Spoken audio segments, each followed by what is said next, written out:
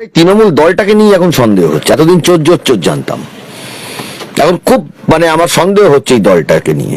ভারতবর্ষে রাইট লাগানোর জন্য এই দলটা বোধহয় আবার নেমে পড়েছে। এদের সব নেতা মন্ত্রীদের মন্তব্য শুনে আমার যেটা মনে হচ্ছে, মমতা বন্দ্যোপাধ্যায় অনুপ্রেরণায় ফিরহাদ হাকিম এই কথা বলেছে। সবার আগে ফিরহাদ হাকিমকে ভারত থেকে বাংলাদেশে পাঠিয়ে দেওয়া উচিত, ওটা পাকিস্তানের দালাল।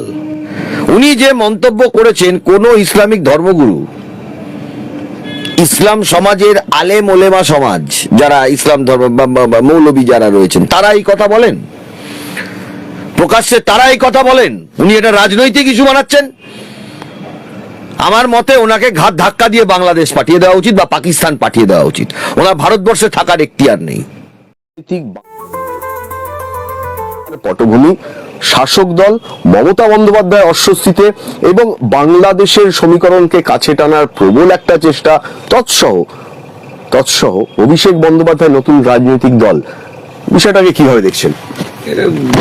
অভিষেক বন্দ্যোপাধ্যায় নতুন রাজনৈতিক দল, এগুলো সব পলিটিক্যাল গিমিক বলে আমার মনে হয়, যাতে করে তৃণমূলের ভবিষ্যৎ প্রজন্মে অভিষেক বন্দ্যোপাধ্যায় তার নিজের রাজনৈতিক জায়গা করতে পারে। সেই জন্য আমি মনে করি সর্বোচ্চ নেত্রী তিনি অভিষেক বন্দ্যোপাধ্যায়কে জায়গা করে দেওয়ার একটা প্রচেষ্টা করছেন। এইগুলো সব গিমিক দিয়ে লোকের কাছে চলছে।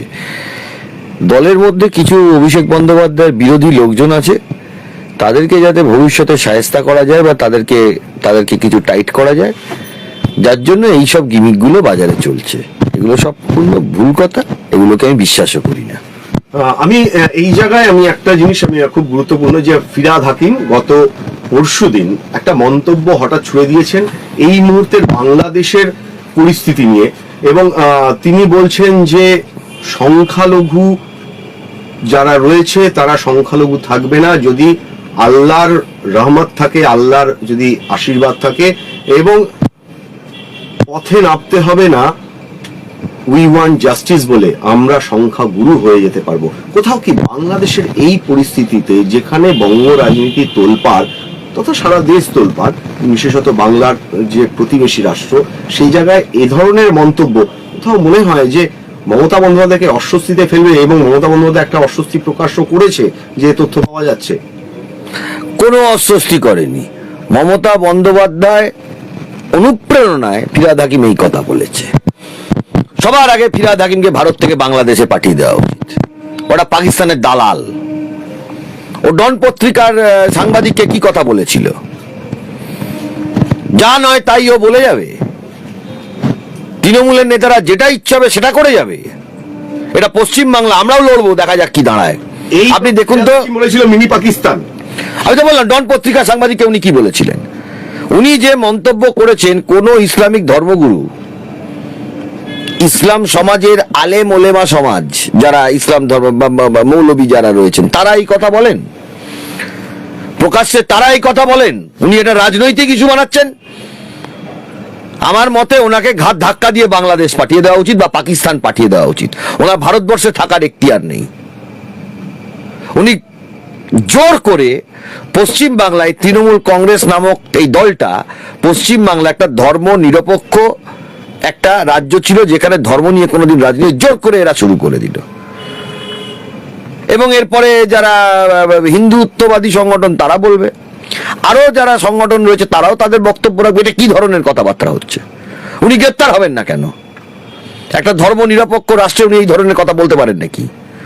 সবার আগে ওনাকে গ্রেপ্তার করা উচিত, এবং আমি তো বলবো ওনাকে ঠেলে বাংলাদেশ পাঠিয়ে দেওয়া উচিত। ও এদেশের লোক নয়। শুধু ওনাতেই থেমে নেই, সিদ্দিকুল্লাহ চৌধুরী, ভরতপুরের বিধায়ক হুমায়ুন কবির, তারা পর্যন্ত একই সুরে গান গাইছে, একই কথাই বলে যাচ্ছে, এবং ভাসিয়ে দেওয়ার কথা পর্যন্ত বলেছিল হুমায়ুন কবির। এই সব কটাকেই তো এরা প্রত্যেক কটাই তো অনুপ্রেরণায় করছে। নইলে ব্যবস্থা কি নিয়েছে? আইন তো আছে দেশে। রাইটিং কোনো দলের কারো সেন্টিমেন্ট নিয়ে কথা বললে তার বিরুদ্ধে আইনে ব্যবস্থা নেওয়া যায়। কি ব্যবস্থা নিয়েছে? তাহলে আমি কেন বলবো না যে এটা অনুপ্রেরণায় হচ্ছে না? এটা হায়েস্ট অথরিটির অনুপ্রেরণা। চাকরি চুরিও যেমন হায়েস্ট অথরিটির অনুপ্রেরণায় হয়েছে, এটাও হায়েস্ট অথরিটির অনুপ্রেরণায় হয়েছে। নাহলে এগুলো সাহস পায় কি করে? এই চাকর বাকর লেভেলের লোকজন সাহস পায় কি করে? ফিরহাদ হাকিম তো চাকর বাকর লেভেলের লোক তৃণমূলের, মাথা তো এখানে একটাই, আর ভাইপোটা মাথা। এরা এরা এরা সাহস পায় কি করে? এরা সাহস পায় কি করে? কোম্পানির মালিক থাকতে কোম্পানির ঝাড়ুদার এই কথা বলবে, এটা হয় নাকি? ঝাড়ুদার মালিকের যদি প্রচ্ছন্ন মদত না থাকে, ঝাড়ুদার এই কথা বলতে পারে? এই ফিরহাদ হাকিম আবার এই কথায় নিয়ে যখন তোলপাড়, তখন বলছেন না, আমি মৃত্যুর আগ পর্যন্ত আমি সেকুলারই থাকবো। ওনাকে এদেশ থেকে পাকিস্তান বা বাংলাদেশে পাঠিয়ে দেওয়া উচিত, ওনাকে ভারতবর্ষে থাকতে দেওয়া উচিত না। উনি যে ধরনের, আমি তো বলছি, আমি তো আবারও বলছি, কোন ইসলামিক সমাজের কোন আলেম ওলেমাকে বলতে শুনেছেন সারা ভারতবর্ষে, সারা পশ্চিম বাংলায়?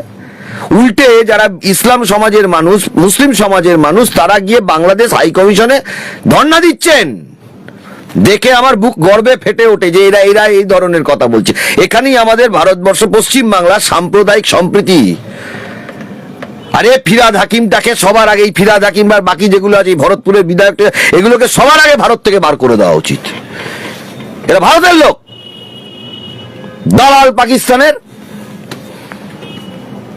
এই এই এই ফিরহাদ হাকিম, সিদ্দিকুল্লাহ চৌধুরী, এরা এ ধরনের মন্তব্যের পাশাপাশি মমতা বন্দ্যোপাধ্যায় এর আগেও বলেছিল, প্রকাশ্যে মিটিং এ বলেছিল, নানা রকম দলীয় বৈঠক বা এতে কোথাও কি মমতা বন্দ্যোপাধ্যায়ের যে মন্তব্য বা তার যে গাইডলাইন, সেটাকে বুড়ো আঙুল দেখিয়ে চলছে? এবং এই সংখ্যালঘু ভোট ব্যাংকের জন্য কি ফিরহাদ হাকিম কি কিছু বলতে পারছে না মমতা বন্দ্যোপাধ্যায়? না না, এটা মমতা বন্দ্যোপাধ্যায় ইন্ধনে বলছে। এগুলো সব উল্টো, এসব কথা আপনাদেরকে কে বলেছে? এগুলো কোথা থেকে জানছেন আপনি? ওটা ইন্ধন না থাকলে হয় নাকি? এটা বাজে কথা। মানে প্রকাশ্যে একরকম বলছে আর ভেতরে আরেক রকম খেলা, সম্পূর্ণ বাজে কথা। প্রকাশ্যে একরকম বলছে মানে এটা অনুপ্রেরণার ইন্ধনে এই ধরনের কথাবার্তা চলছে। এটা এই, আমি তো মনে করি এগুলো ভরতপুরের বিধায়ক ফিরহাদ হাকিম, সিদ্দিকুল্লাহ চৌধুরীর কথাই না, এগুলো মমতা বন্দ্যোপাধ্যায়ের কথা। তা না হলে আজকে দেখুন, আজকে যারা ইসলামিক সমাজের যারা ধর্মগুরু রয়েছেন, আলেম ওলেমা, তারা বলছে না, তারা বলছে, তারা তো বলছে না, একটা শব্দ তারা করেনি। উল্টে তারা বাংলাদেশের যে ঘটনা ঘটেছে, আমি যতগুলো ইমাম সমাজের লোকজনকে দেখেছি, যতগুলো আলেম ওলেমা সমাজের, ভারতবর্ষের লোকজনকে দেখেছি, প্রত্যেককে প্রতিবাদ করতে দেখেছি। এই তৃণমূলের দালালগুলো করছে।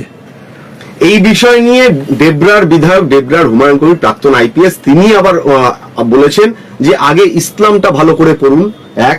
2 নম্বর, তিনি এমনও বলেছেন যে আমরা আমাদের 10 না হয়ে 2 হোক, এবং তারা যেন ডাক্তার, ইঞ্জিনিয়ার বা আমার মতো আইপিএস হোক, এরকম কথা বলেছেন দেবরার বিধায়ক। দেখুন, উনি বলেছেন, আমি খুশি হব উনি পদত্যাগ করে বললেন।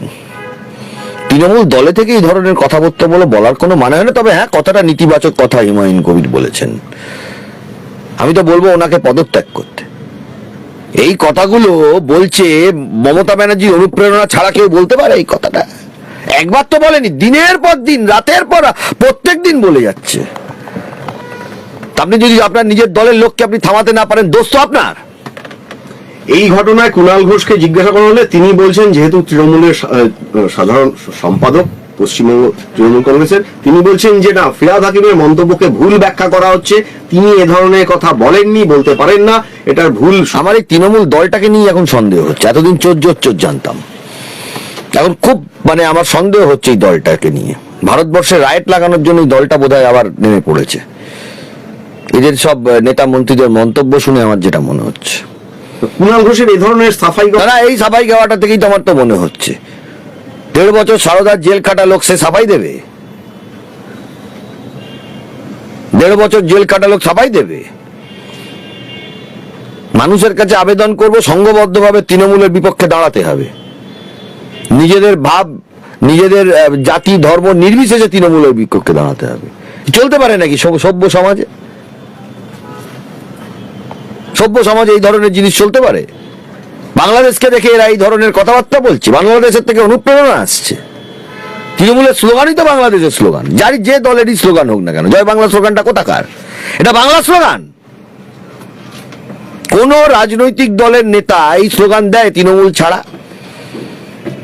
কোন ইসলামিক সমাজের নেতা, মন্ত্রী, যেই বলুন না কেন, আপনি ধর্মগুরু বলুন না কেন, তারা এই স্লোগান দেয়? এটা তৃণমূল কংগ্রেস ছাড়া স্লোগান হয় জয় বাংলা স্লোগান?